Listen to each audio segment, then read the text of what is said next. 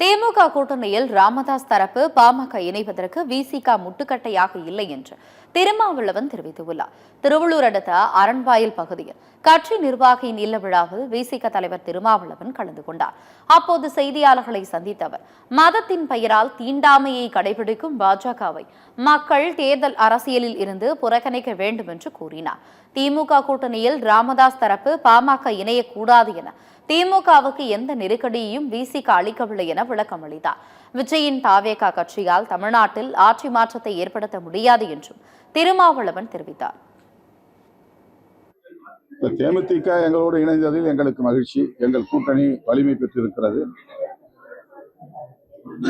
அனைத்து கூட்டணி கட்சிகளுக்கும் அல்லது தோழமை கட்சிகளுக்கும் அவரவர் சக்திக்கு ஏற்ப உரிய மதிப்பை திமுக தலைமை வழங்கும், உரிய இடங்களை ஒதுக்கும் என்று நான் நம்புகிறேன்.